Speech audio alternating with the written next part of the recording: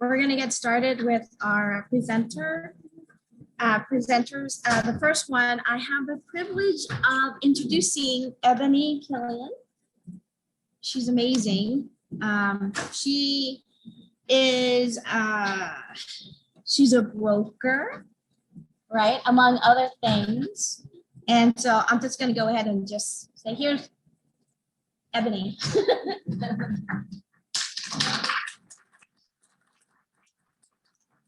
Thank you, Kia. How's everybody doing this morning? Okay, so I know I'm up presenting, but I like to have a conversation because I feel like I'm talking to myself if I'm up here just presenting. So we are just going to make this a whole conversation, okay? Welcome. Just like I call her Auntie Dot said, everybody in this room is here for a reason, whether you know the reason or not. And you're right where you're supposed to be at the time that you're supposed to be. So I just want to say welcome to everybody and welcome online. Today we'll dive in a little bit about wholesaling. We'll learn about the fundamentals of wholesaling, traditional and innovative ways to build a growing pipeline of deals, how to close more deals working with wholesale investors, and how many realtors do I have in the house? Quite a few. Okay, so you'll learn how to wholesale as a realtor. A little bit about me is I've been a licensed real estate agent since 2010. I'm an associate broker, realtor, real estate investor with the niche of wholesaling, certified real estate instructor for RPR, which is real estate property resources.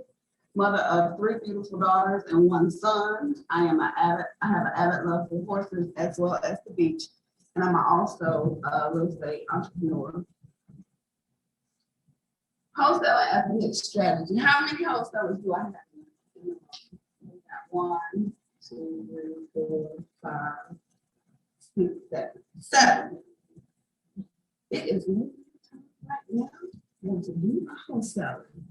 What is the biggest hurdle, I would say? Can somebody tell me? And I brought some gifts, and I also have some gifts for the people online, since Renata left out the people online. She said you had to be here. I got 1 gift, but giving is also my love language. So what is in real estate, in the real estate industry right now, what is the biggest challenge if you sell traditional real estate?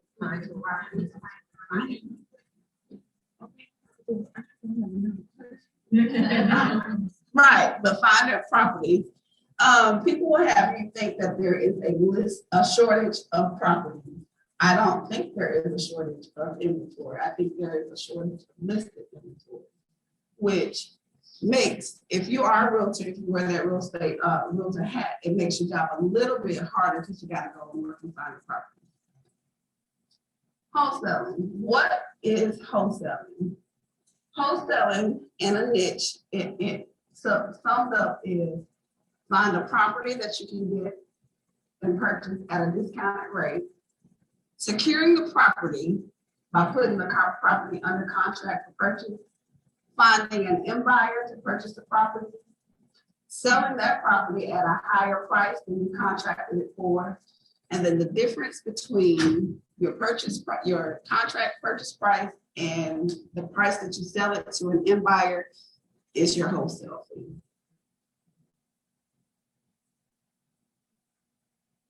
I want to talk a little bit about the mindset of a wholesaler. We talked a little bit about your why, as to why you are all investing in real estate. You definitely have to be passionate about real estate, because some days, some months, you can go 6 months and just be looking for a deal and not actually have a deal. But you definitely have to be passionate, and your why has to be strong enough that when you're not making money, you're still getting up every day doing it. And a lot of people say, well, my why is my kids, I want to leave a legacy. Sometimes the kids not even know. Ambition. Definitely want to have or wear ambition as a part of your mindset, because you do have to have ambition in this business. You have to be creative. You got to be able to solve a problem. So your ambition is going to keep you going. Perseverance, those days when you don't have anything, you got to continue to persevere. And consistency, you can't start it and then stop. You can't get that first deal and that first check and then say, okay, I'm gonna back off now because I'm not finally made it to the closing table. You have to do the same thing that you did to get that first property to the closing table every single solitary day, whether you have closings or not. So passion, ambition, perseverance, and consistency. Knowledge and skills of wholesaling. What skills do you need to be a good wholesaler? Does anybody know? Or you can look at it, but I'm not doing it. Just those of you that wholesale. What are you doing when you wholesale?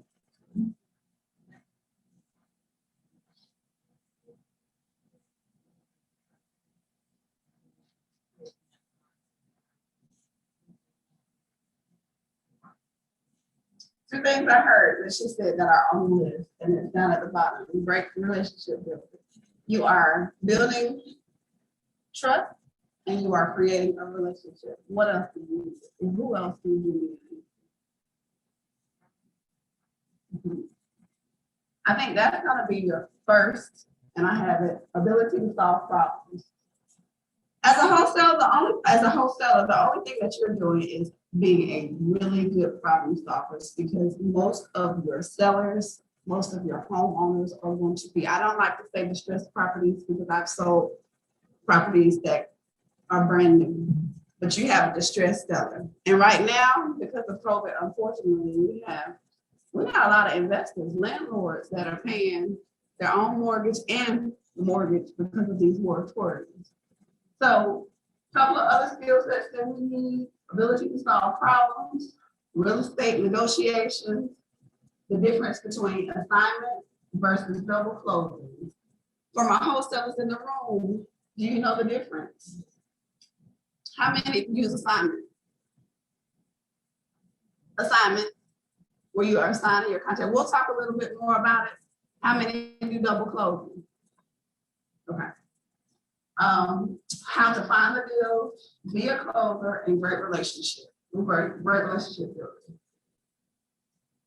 Some of the advantages of wholesaling. For me, a little bit about me. I got my license actually because I want to invest in real estate, which is kind of backwards. I wanted to cut out the middle person.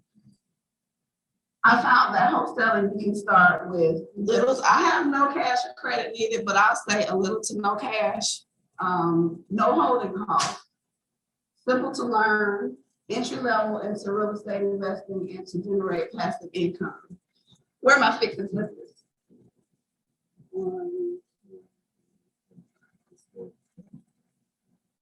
What is the average price point on a fix and flip?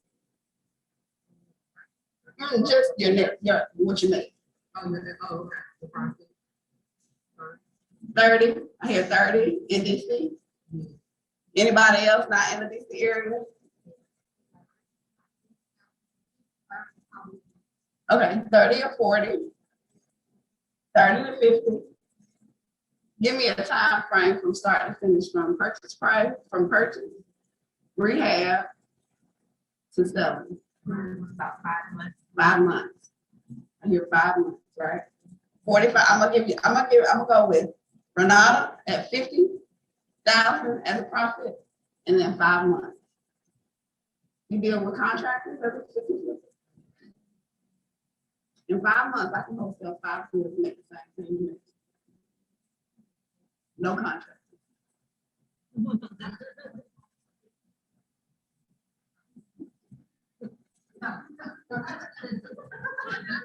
Compared to one fix and flip in 5 months, I can make the profit of one fix and flip, and I don't have to deal with contractors. I don't have to deal with stop work orders. I don't have to deal with firing a crew and rehiring a crew.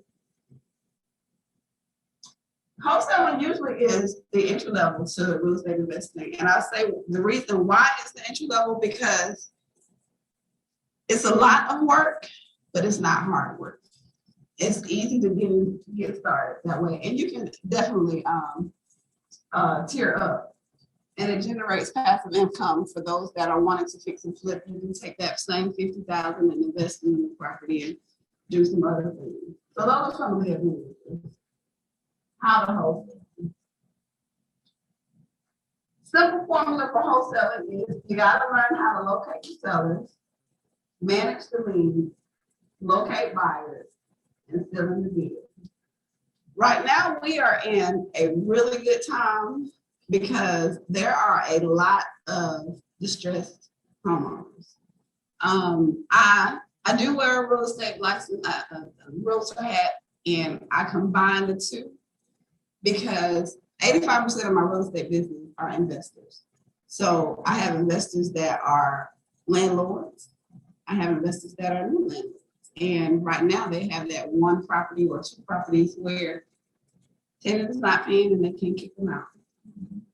So they're either right now, the forbearance, I think it's coming due. If you got the forbearance when they first started. So now I have some very, very distressed homeowners that need to liquidate. As a wholesaler, I can come in and solve that problem. I'd rather not lose a property than to sell it at a discounted rate to somebody. Other ways to find sellers are probate, auction. I've gone to the auction block, eviction list. Anybody else know some other ways to locate sellers? You pull this, and we're going to talk about that. Leslie, where you pull this from? Okay. And you pay for Proxy, right? Okay. Anybody else pull this?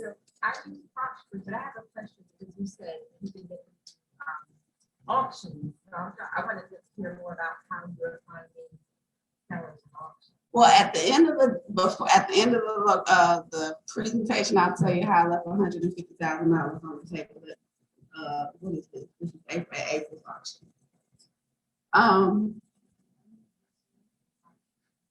For a price, right? Tax relief for you. Bless you. Okay.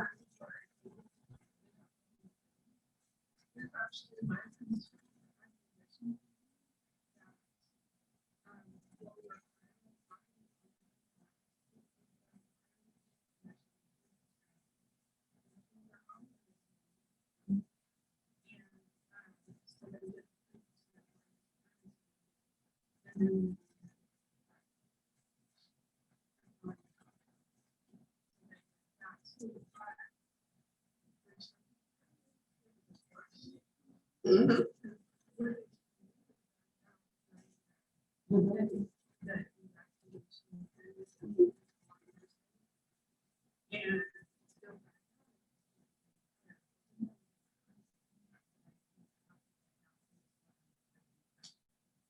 And those are usually, a lot of times they'll call them straw buyers also. Yeah. That don't have any buyers to sell it to. And that is just a little bit of where a lot of non-refundable earnings money comes from. I don't like non-refundable earnings money. I'll actually negotiate that part of it, but it is an issue.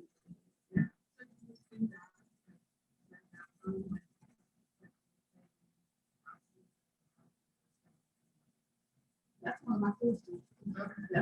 That is one of my sources. And I'll tell you, Whitney, for that strategy, what I will do is, because I do search the MLS to find properties to wholesale, but I do have a strategy. I will find properties that have been on the market for 90 to 120 days that they're listed. They haven't moved. There's a reason why they haven't moved.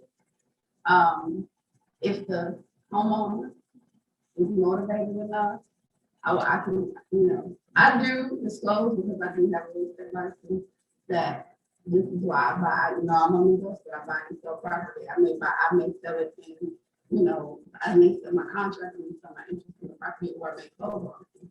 But for the purposes of purchasing that property, I do find houses on the north. I do have a strategy now in this market though. Is the 90 to 120 day list is very short. It's very short because we're in multiple offers, and right now in Atlanta we're in multiple offers on dirt. Yeah, so it's a bit more.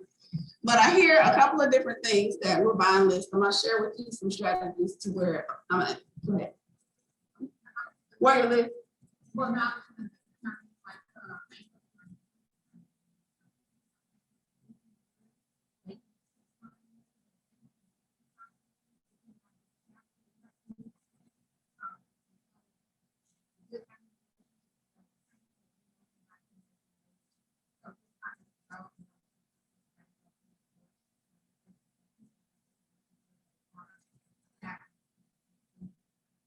Absolutely. That goes back to what Eboni was saying. One of the skill sets that you need. Real estate is a relationship building business. So you build those relationships not only with your homeowners, not only I build relationships with homeowners, I build relationships with other wholesalers, I build relationships with probate attorneys, bankruptcy attorneys. I don't like divorce attorneys. Well, the divorce that divorce sector. But some great properties come out of it. It's usually just really daunting for me because you start wearing a counselor's hat because they don't like each other. And if it's not an amicable divorce, I want to go on to the next property. But those are, that's relationship building, and those are great resources to find properties. So it goes back to how we're locating sellers. For sale by owners, I came down, is it Morrison, to the hotel. Who all came from? Is it Barclay? Morrison? Who all saw for sale by owners? yeah. What? Who didn't come down that way? So everybody came in on the two of us. That's money. We're gonna call. Yeah. But for sale by owners, I will do a search on Zillow to find for sale by owners, and it's several different ways that you can locate the seller. Go ahead. Go further into how you wholesale units on email. Sure. So I have a list. There's a listed property. Let's say I have. So in Atlanta, I work in 3 zip codes: 30314, 30034, and 30035. So I look at those lists. I have a hot sheet every day, but every now and then I want everything that's listed, no matter how long it's been listed. So I'll do a search on days on market, and I will start from the bottom. Those that are listed anywhere from 90 to 120 days, 180 days. I will go out to look at the property. I'll do my desktop analysis from the house to see if it's worth it. I may call the realtor and say, hey, I'm licensed as well as I'm an investor. Why hasn't it sold? Can you give me some reasons? Sometimes they tell you, sometimes they won't. I'll go out and see it. And based on my numbers, so I don't lowball. I have a strategic way that a formula that I use. I will put in an offer as the investor. I have a company, the Peachtree is my investment company. So I will put in an offer as the investor. And let's say, for instance, it's listed for $100,000. Maybe the ARV, and the ARV is after repair value. For those that don't know what that means, is 200. Maybe I see that it's estimated in have about $15,000 to $20,000 worth of repairs. So I may put in an offer of $75,000 to the agent. The agent has to show my offer. They have to present my offer. So it's either a yay or nay, right? If it's a yes, I do have stipulations that I put on all of my contracts because I am licensed. I may sell it before we get to the closing. So you're not using the standard contract? I use 2. But if it's listed, I will use the GAR form, which is our Georgia Association of Realtors. form. Okay, I guess it's different because like in North Carolina, they this contract should not be assigned. So in Georgia, if you read the contract, we can't assign our realtor forms. Mhm. We have a couple of programs that are assignable programs as well, but I also put that stipulation as well in my special skill.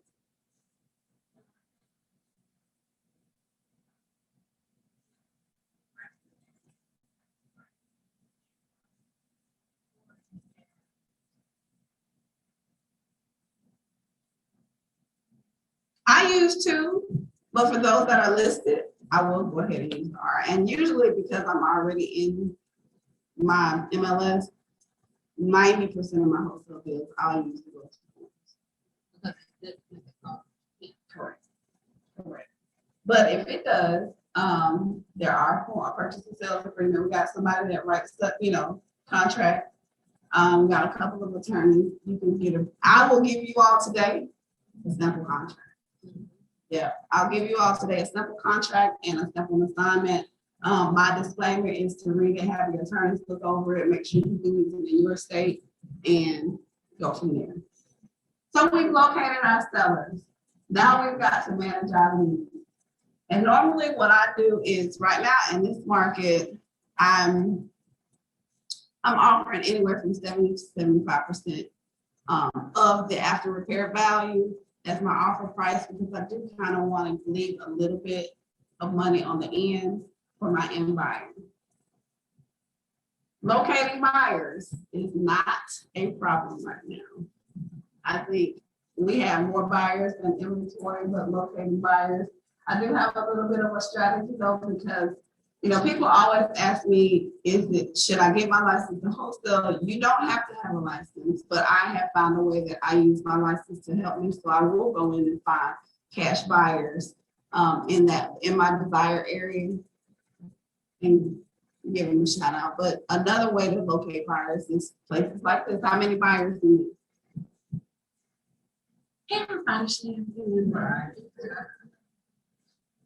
We got the money in here, but networking, events, real estate investment associations, a lot of stuff is online. So I'm kind of like Maggie, I'm zoomed out a little bit, but when I am on those Zoom calls, I'm introducing myself. I'm in everybody's inbox to see, I let them know what I do and vice versa. So you can find buyers anywhere.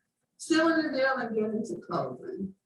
Basically, just because I know I'm a little bit all over the place, but basically what we want to do is locate our seller, get that property under contract, locate our buyer, and then we're going to go to closing. We want to get to the closing. Couple of resources that I use: RPR. If you are a realtor, a member of the National Association of Realtors, RPR is free. I don't buy lists anymore, by the way. Remind is a program that is associated with our MLS, and I believe Remind is nationwide. So I think checking your state, it's big, you have it. Anybody familiar with HomeSnap? I love it. HomeSnap is a website, but they also have an app, and you can find. If you go to HomeSnap has a now, if you're a realtor also, I think this is only a realtor feature, but if you go to HomeSnap now has a heat map that will give you a list of most likely to sell properties. So what I do every day is I will go to HomeSnap and I'll look in my zip code, and it's a little antiquated because you can't download the list, you can't export it, to Excel spreadsheet. So you have to sit there and physically write the addresses down. But it will list most likely to sell, and then not likely to sell. And I will write a list of everything that's most likely to sell because their analytics, however they do it, and there is HomeSnap, give you those that are ready to sell within the next 3 to 6 months, I believe. And REI Pro I did a study, not necessarily a study, but I compared REI Pro to PropStream. PropStream is a really good service. I am a little technically challenged. So RPR is not as advanced and not have a whole lot of the systems that I can get in there and get what I need. And I can use RPR Pro nationwide. So the two sources that I use when I'm not wholesaling in my state are REI Pro, because I can look at properties nationwide, and RPR would also allow me to look at properties nationwide. We'll go back. So wholesalers versus and or realtors. How many are not realtors? 1, 2.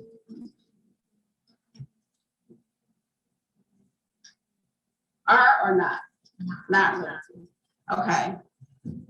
Have you heard the myth of we're in competition with realtors as wholesalers? How many think that's true? Great. The myths are competition or us versus them. I like collaboration over competition. I can't see every property available. So I would rather partner with a realtor, or if I'm a realtor and not a wholesaler, I would right now, if you're a realtor that doesn't wholesale, you have more buyers than you have properties for. So if you partner with a wholesaler that has properties, you have inventory for your buyer and partnership. Mm-hmm.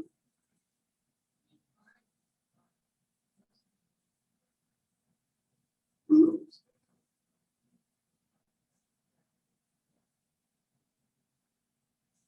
I like to deal with cash buyers and those that have hard money. When you get into a FHA buyer or a conventional buyer, then you definitely would have to close because you have to go on title. So you'll have to double close, and a lot of lenders aren't real savvy with wholesaling. A lot of your traditional lenders. So it definitely would need to be, your cash buyer client or ones that may have access to hard money. Same. Successfully working with wholesalers as a realtor, you get a supply of off-market properties for buyer clients, you get lead sources, increased sales, increased listings, and you sell more homes. So another reason why I like to partner with wholesalers, sometimes you come up with the right, wholesalers will find lead generate for you, and they will find homeowners that are ready to sell, but sometimes they don't like my price, right? Because I have a specific formula and I want to buy at a discounted rate. Maybe they want to actually get market rate. So if they are not licensed, I cannot give them a referral fee, but I can pay for lead. So I can give them a lead generation fee as long as it's the same lead generation fee for that one particular wholesaler that I'm dealing with for all properties. So it's a win-win if you are a realtor that doesn't wholesale, to increase your sales and increase your listings. Now this is the one I like. Becoming a wholesaler yourself. You can be the resource, be the problem solver, make sure you disclose, and create win-win. For those of you who is a realtor that is interested in the niche of wholesaling? Okay. If y'all don't remember anything I said today, remember disclose, disclose, disclose, disclose. Disclose, and also talk to, if you're not your own broker, talk to your brokers to make sure they understand wholesaling and that you can wholesale under, because they hold your license. I disclose verbally. So my introduction to homeowners, even when I have my wholesaling hat, is, hey, my name is Eboni Killian. I am a licensed realtor in the state of Georgia as well as the state of Texas. How can I help you with your property? I've disclosed verbally in my contract. I am putting the special steps that I hold buyer holds a special is a licensed realtor, in the state of Georgia. And any email, email chains or communications, my signature also has that I am a licensed realtor. So I never wanted to come up to where somebody said, well, she didn't tell me that she was licensed. Disclose. But you definitely can be successful with being a realtor as well as being a wholesaler. Who's on your wholesaling team?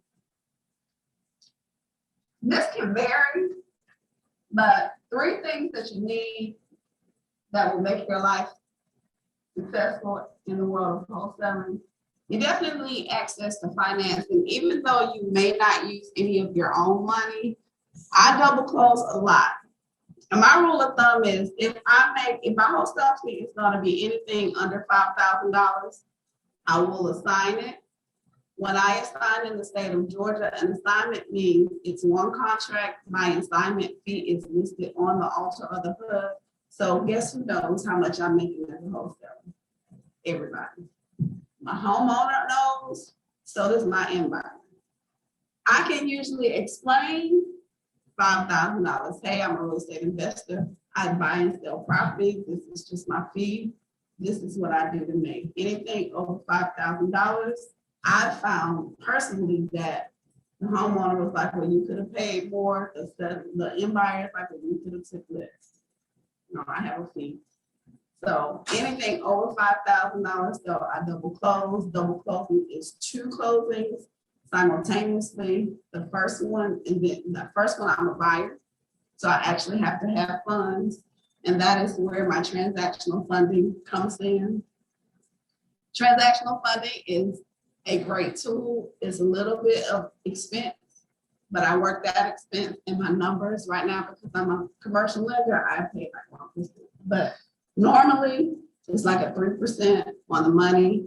Basically, they are loaning you $100,000. Let's say that's my purchase price for less than 24 hours because my inbuyer is going to come in, and normally my inbuyer's funds have to be in the closing attorney's office before my transactional funder will even agree to do the deal.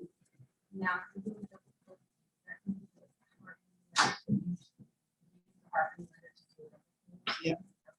Yeah. Double closings, you as the wholesaler have to have some type of funds.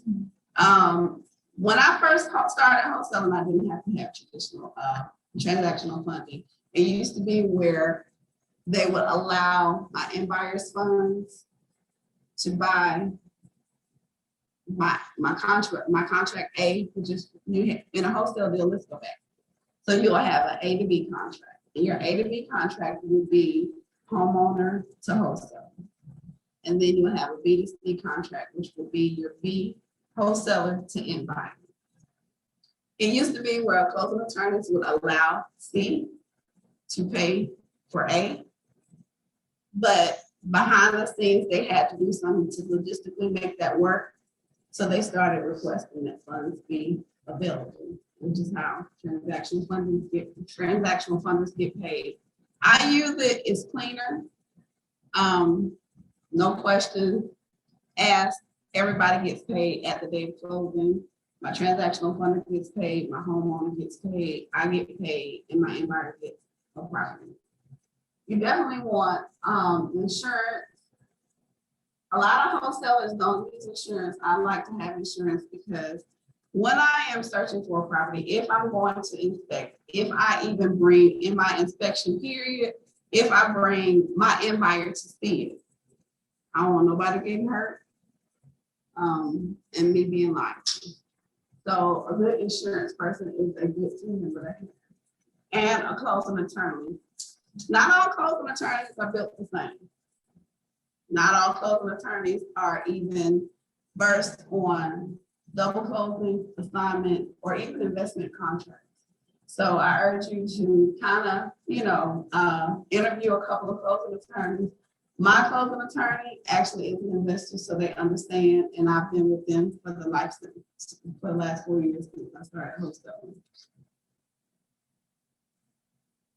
Resources. Today I want to you will get a sample purchase and sales agreement, which is not a realtor form. That was the form that I started before I dug in and found out that my state realtor forms could be used as assignment and then an assignment. The difference between, I talked on a little bit of difference between double closing and assignment. So with an assignment contract, even though you are on the same HUD, you do have to assign your interest in the property, which you're assigning the purchase sales agreement to your end buyer. So along with your contract, you do need an assignment agreement, and I provided those for you today. That is my contact information. Let's stay contacted. I am on IG at the Teacher Peachtree. Facebook is Eboni Killian. LinkedIn, Eboni Killian. That is my phone number and my email address. Any questions? Eboni. I use RPI Pro, and I'll give you, I did bring,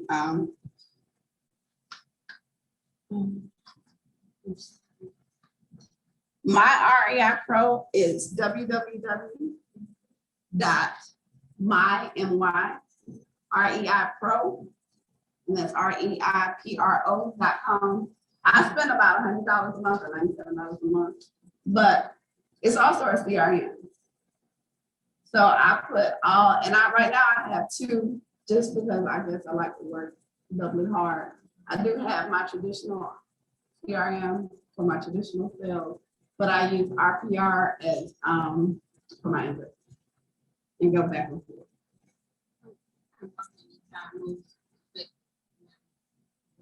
I get tons of emails, phone calls, like all day. Everybody has to do it. What do you find? So that's a great question. And when I first started, I used to skip trace and cold call. Cold call is like the death of me. I hate doing it. But there are some cold callers that are cold with it, and I would much rather knock on your door and have a face-to-face conversation. I just personality wise. Right now, believe it or not, direct mail. People are home. So I started a direct mail campaign. That takes a little bit of money though. So I didn't have funds at first when I first started. So I was cold calling and partnering a lot when I first started. But direct mail, I would do a direct mail campaign, and I've done one successfully since we've been for COVID. That's it.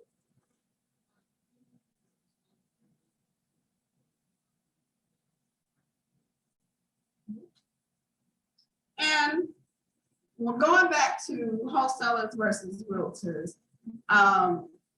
First and foremost, we're problem solvers, right? So I do like to let the homeowner know that I'm a licensed realtor. Well, I have to, but there may be a reason why they can't sell at a discount rate, but that they need to sell. Okay, so if my investment wholesaler hat doesn't work, let me take that off and put the realtor hat. I still want to solve your problem. So let's list the property. Right now, we're not on the market. If the property is sellable, but I think it works in here.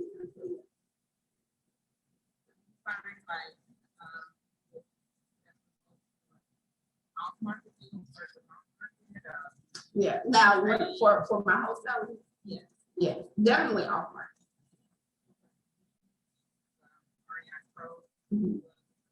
Yeah. Now, REI Pro has a deal analysis in there, so you can plug your numbers in. It will do a marketing campaign for you if you want to. You just plug and play. I like it. It does, for those who has PropStream, it pretty much does the same thing. PropStream has a lot of features for me. So REI is simple for me. But if you're techie, PropStream does the same thing. It's really good. And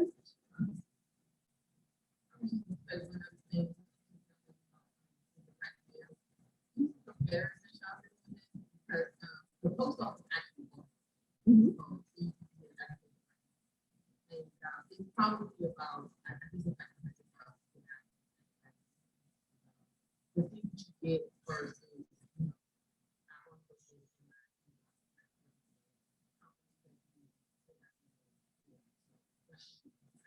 see even better not to, when they That depends on you. It really depends on, so for me, the best thing that Auntie Doc or Tamika could have done for me was to tell me, look, Effie, you need to be niched in something. Because I've done a little bit of everything.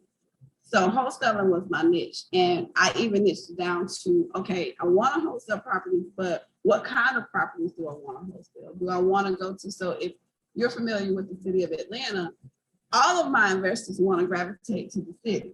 I don't like to wholesale properties in the city. For one, they're 100 years old. So that's a full gut.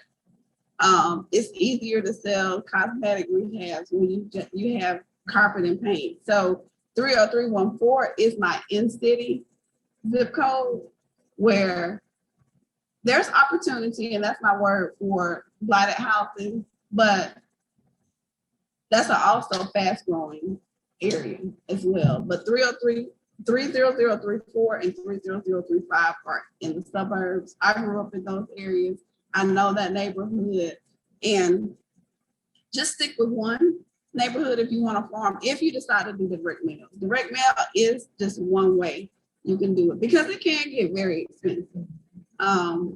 Right now, I've got 2 campaigns right now. Turn it back on. Right now, I am running 2 campaigns. I am running a campaign for pre-foreclosures because I know they're coming. So for that campaign, I send mail every week. I send the first, I'm like the collector. I send the first notice, postcard. Then the second week, I send the second one. And then the third week, I send another one. And then my 4th mailing in that month will be like a final notice. Looking if there's still time for me to help you in this situation. If I haven't gotten anything in that 4-week campaign, then I'll go to bi-weekly. And then the next month, I'll go to monthly. The one thing, especially for pre-foreclosure, and this is just a tip for any of those that are looking into that market, what I have noticed, especially during COVID, they may come off of the pre-foreclosure list and not go on for that auction, but they're on the next list, the very next one. So they need a solution. They need help. The moratorium is saving a lot of people right now.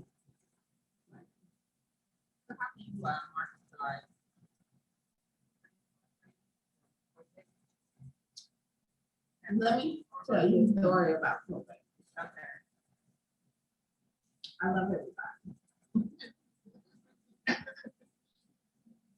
I'm not as empathetic as I need to be in a probate situation. I tried probate. And I tried probate.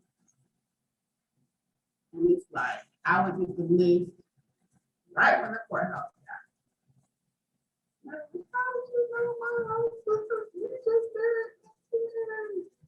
And then I go into, I'm sorry, but I still want to get the property.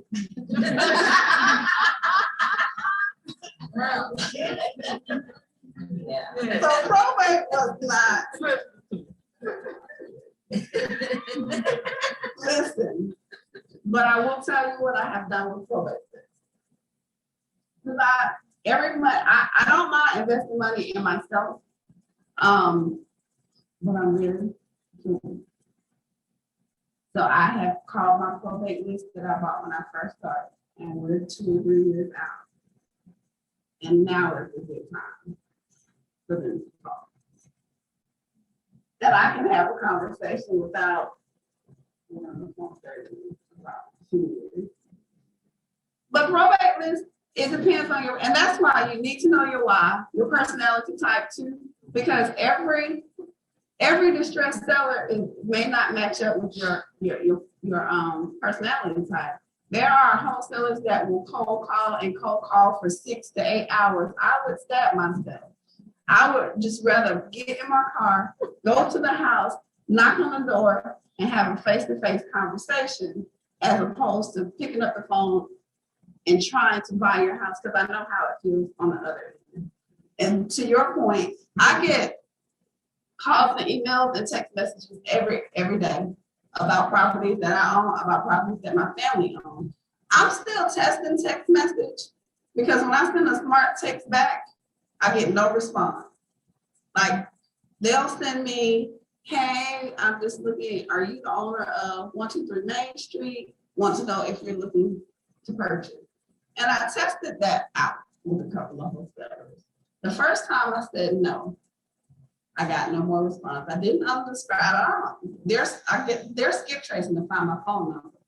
But then I said, okay, Eboni, let's look at this another way. I would send a price that I know they wouldn't want to pay.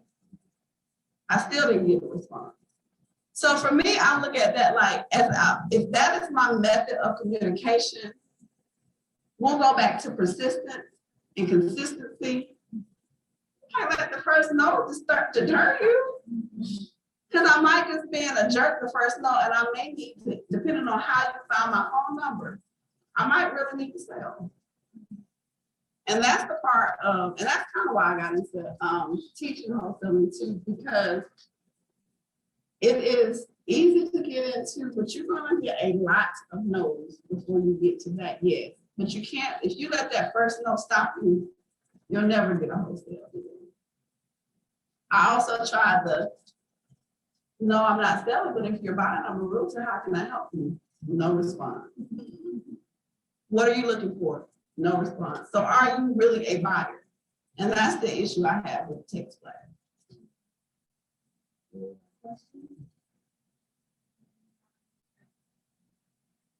Let's tell what I'm getting ready to do. I am not a Facebook ad creator, but I am in search of a really good Facebook ad, somebody who can do a really good Facebook ad. So here's my plan.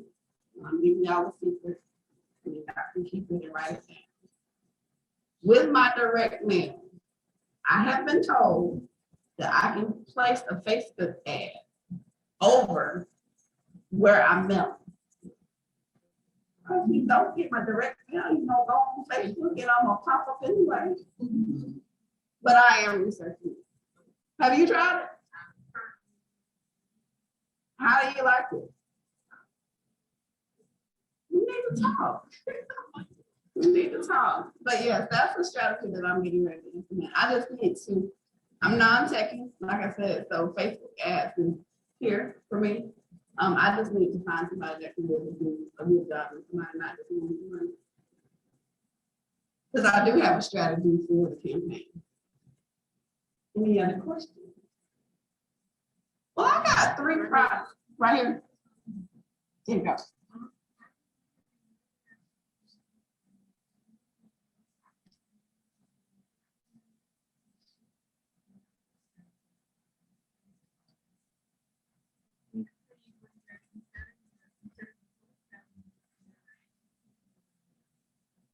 So, subject to, you can. That's not my strategy. Of course, because I build relationships with, like Leslie has creative financing. So, do you do subject to, Leslie? So, if I find a deal that works better, because I'm not versed in subject to, I might talk to Leslie and see if she wants to partner with. So that's a good idea.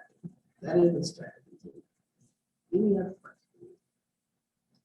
Well, I got to think of some questions because I got prizes. Let me see.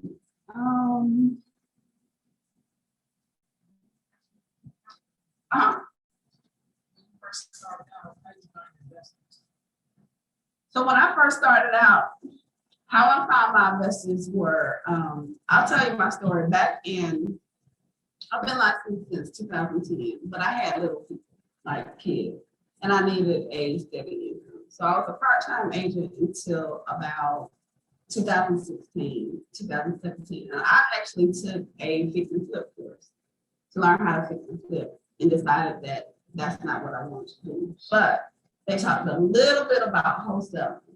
So from that class, they talked about becoming members of real estate associations. So I went to every real estate investment association in my area. And I networked with everybody there and found cash buyers. I also utilized my license to run lists of cash buy properties that have sold, especially in my zip code. And that's why I like also to target a zip code, because I can run reports of how many cash purchases were done in 3034 in the last year. And I will target those buyers. So now they're homeowners. Hey, you're looking for another property. I've got one coming in that area. I see that you buy in that area. Another places like this, you know, conventions and conferences. Now, just start a conversation. Everybody's looking for, you know, that secondary income or generational wealth, some type of wealth building activity. They are what I've learned too in this journey since I've been an investor, that there are people sitting on 401ks that want to do something with the money that can't. There's my buyer. What you want to do? It's fine. Yeah, like, Oh, I was gonna ask you to go back over the managing okay. part, because I didn't quite get that. Okay. So just so I can kind of get it. And I may not have delved in it. We'll go back. Managing the lead basically is you located that. What managing the lead means to me and why it's on the slide is once you've located the seller, you need some type of system. And it does not have to be this, and I understand starting out, you may not have a whole lot of money to start out with wholesale. So you might be working off an Excel spreadsheet where you are just making a list of homeowners, their address, if they're an absentee owner or if they live in the property, if you're going to the tax records to find some more information. So managing the leads is everything that you do with the leads from inception. Okay, I found this house. Bob Doe owns this house. Bob Doe doesn't live in this house. He's the absentee owner. So here's his mailing address. And just having a system to where also managing the leads would include any of your campaigns. If you decide to do a direct mail campaign, and I would, Renata talked about it a little bit, but I love partnerships. The one thing that you have to be careful is to make sure you have a like-minded partner. But resources, as far as money, when you go into marketing to find sellers, partner with somebody and say, hey, you know, I want to do this. You want to do this. I've got X amount of dollars. How much what can you bring to the table so that we can kind of dominate an area? So managing the leads would be from finding a system to where you can place, whether it's an Excel spreadsheet, whether you move into having a CRM where you actually enter in everybody's contact information, you skip tracing, and I don't think I talked a little bit about skip tracing, but skip tracing is where you go and find the address, the phone number, contact information, email address to your homeowner. And managing the lead is just your system, whether it's an Excel spreadsheet to start off with or a CRM to house everything about that lead. Even if it's a lead, and I talked a little bit about the probate list, those are in a management system for me. I haven't called them for a year or two. Now, those that didn't sell, and that was missed opportunity because probate was not, we didn't work together. So the ones that sold prior to, because they were distressed homeowners because they got this property because someone in their home died. I just wasn't the right investor to have that conversation. So they did end up selling it, and I researched it so far as to, okay, did they list it? How much did they sell it for? And I took it for me as a learning experience to maybe partner with somebody that can have that conversation. Like, look, I just want the property. I'm sure Aunt Mary was amazing. So you are a little bit more empathetic than I am. Can you call? But we're gonna get this property. You may be able to get it as far as I've listened to Aunt Mary's story. And she was a school teacher, the breadwinner of the family. At the end of the day, they still have a property, especially if they don't live in the state where the property is. it becomes a liability for them, because if they don't have family members that may be staying in the house, they've got to still pay taxes on it and insurance. So if you're in a situation where you are just living within your means and you have no room for anything else, then sweet old Aunt Mary, God forbid, passes and leaves this house to you, the taxes and insurance may take you over your threshold. So the end result is you need to sell. I just wasn't the investor to have that initial conversation right when the list came out. Yeah. Maggie. Oh, okay. Y'all want to know how I lift 100? Well, I guess I need to leave the mic on. So I used to Proxy Bid for auction.com. So I know how to go and buy properties at auction. And everybody thinks that they're not foreclosing. They are foreclosing. They're just not foreclosing on certain loans. Like they're not closing on FHA loans in your area. You would need to check in your area what loan is covered under the moratorium. But foreclosures are still happening. So I go, and that's another way to find cash buyers too. That's another secret I'll tell y'all. When I proxy bid, I noticed that I may have been winning bids for my buyer that I was representing, but I was bidding against somebody who went on with money in their pocket and didn't win. So that's another way to find cash buyers. That's another way I find cash buyers. Hey, I'm an investor. I know you didn't get the property today. What are you doing? So back to the story of how I lost. It was actually making $150,000. So I'm at April's thing, and I don't go all over the city. I stick with one county. I live in Clayton County in Georgia. So the courthouse is 5 minutes away. So I lost $150,000 within 5 minutes from my house. Okay. So there were 3 properties that auction.com was auctioning. And I really was going just to find cash buyers. I didn't have no money with me. Everybody that I had on speed dial, they were doing something else. So auction.com, and I'm pretty good about researching what properties are going to come up for auction. But the young lady said, okay, I have one more property that's not going to do it. By then, we have been at the auction for 2 hours. Guess who was still there? Me and the person that took the house. She brought up a house that was not on the list, but because I had HomeSnap and all my other resources on my phone, when she listed the address, I could pull up and tell exactly how much the house was worth. $205,000. Starting bid was $11,000. The bank came back and bid at $14,000. Guess what the winner did? $14,100.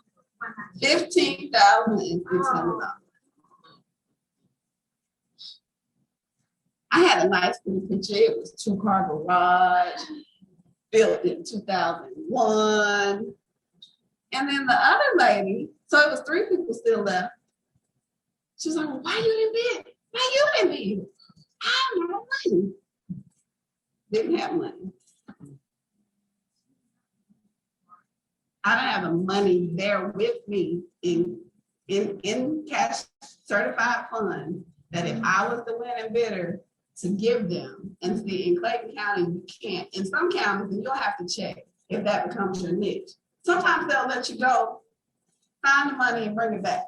You know, Clayton County wants their money back. No, it has to be cashier's check. No update. No, I can take it home for $15,600. Oh no, when I go, I'm gonna have cash, certified cashier's checks on deck. And that for me was a learning lesson too. Auntie Doc always talks about be ready, stay ready, and you don't have to get ready. My intention, and I try to be as intentional as possible when I do things. So my intention to go to the auction was to get more cash buyers. So I didn't take money.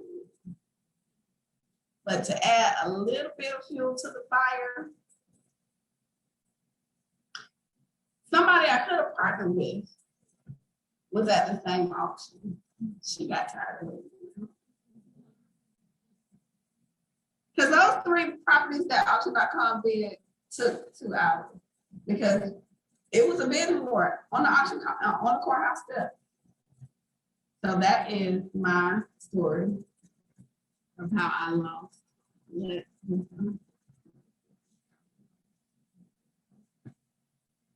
But I will be prepared the next time. May 4th, which is the next Tuesday. I might have to catch it.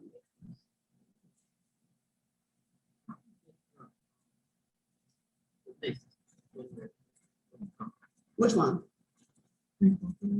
So I will run pre-foreclosures and I will run a distress list in RPR. Okay. If you're not a realtor, partner with a realtor because if they are a member of the National Association of Real Estate Agents, because they get RPR for free. It's a benefit. Well, it's a benefit. They pay for it with their membership, but it is a benefit. And you can have up to like 3 people as like assistants, and they don't have to be licensed in your RPR.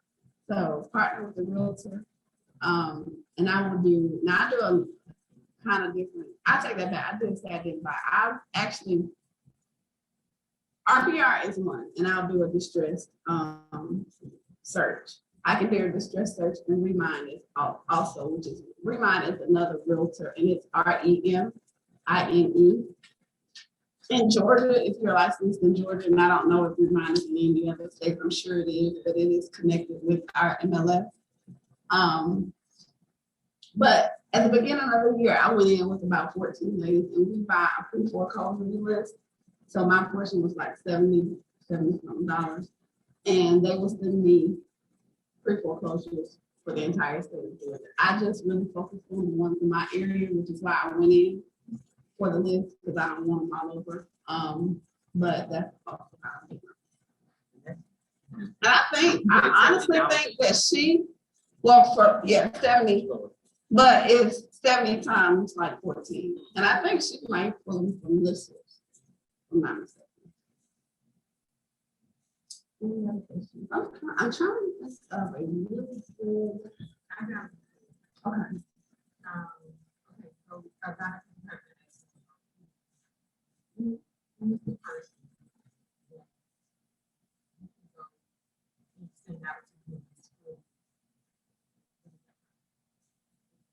Virgo. I didn't talk about Virgo. Let me see real quick. Or do you use like working with the I will tell you because I hate cold calling. I hate cold calling, but it works. I have a virtual assistant that cold calls, so they get all the notes for me.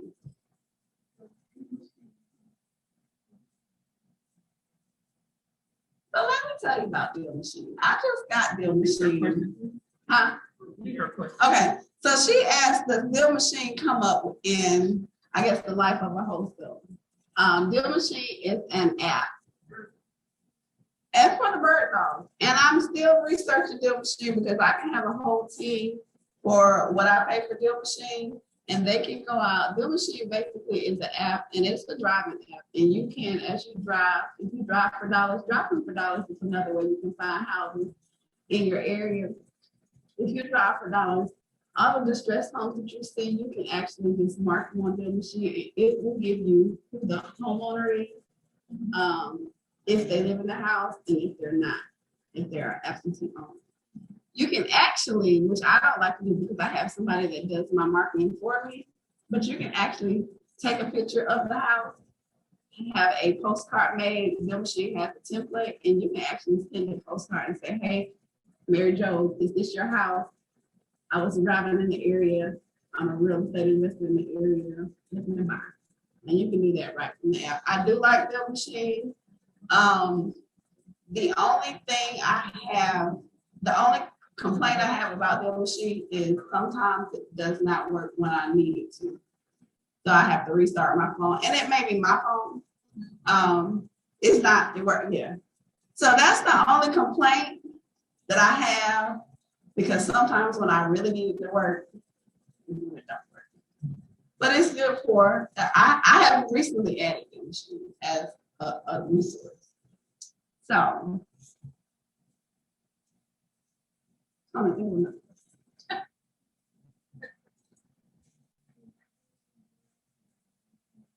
So I use a company called Reva Global, REVA Global. You can, what I do like about Reva Global, and I always like to give people the price up front because it may not be in your budget. I pay about $10 an hour. I have to buy them by either on a part-time basis or a full-time basis. Right now, I'm still using a part-time Reva Global assistant. I was able, though, to actually interview about 4 assistants to see personality match, language barriers, any of that. I think they're all still overseas, but I was able to interview and select the one that I thought would be best fit for my company. It's not a contract with you. So when people say, no, you don't have a contract, but you have to buy them for a month. So you have to pay for at least a month worth of service. And I like to start now, definitely guys, create your budget. If wholesaling becomes something that you want to do in the niche that you want to follow, create your budget of what you have to spend on marketing, and then go from there, and then plug and play that way.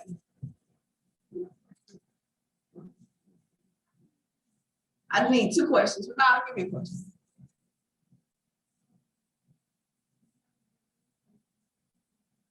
And we're gonna do raise your hand because we are still in Fair Housing Month. I have a journal, and I'll repeat Renata's question for online because I actually have one for somebody online too. Do you have to be a real estate agent in order to wholesale? Not in the state of Georgia.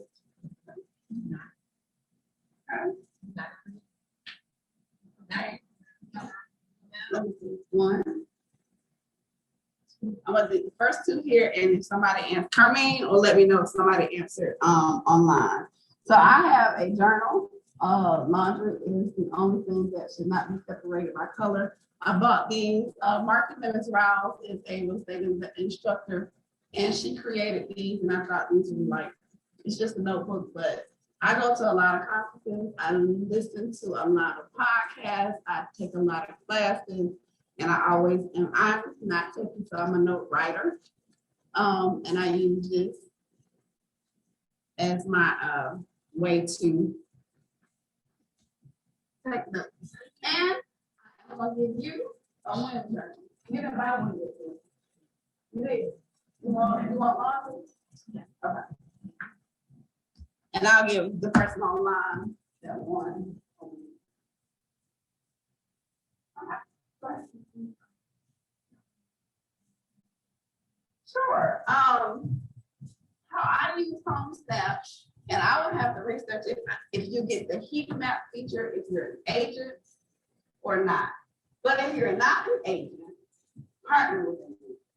HomeSnap will give me, and I'm gonna pull it up real quick.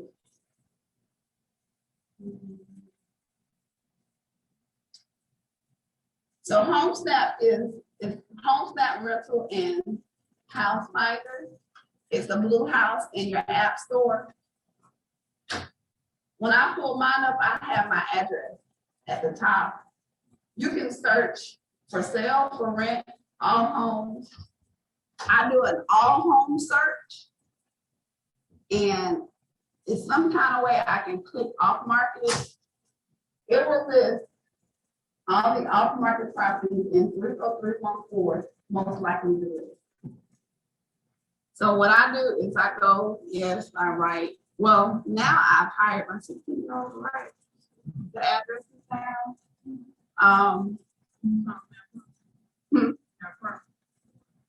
So I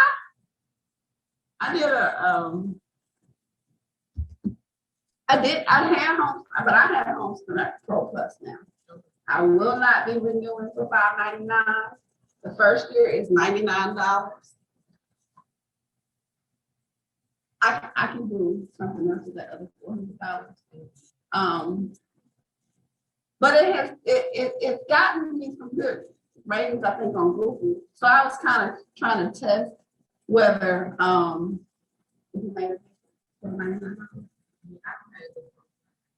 yeah, I will. You can't.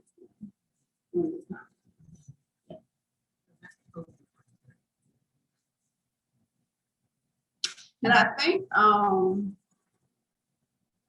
I've talked to people that go into it and they are still charging.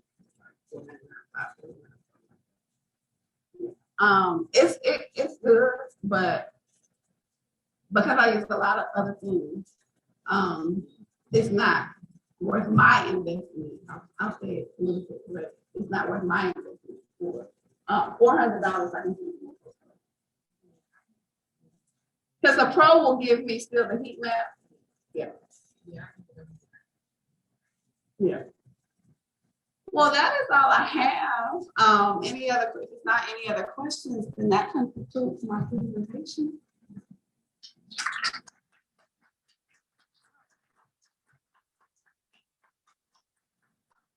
I only have one other slide.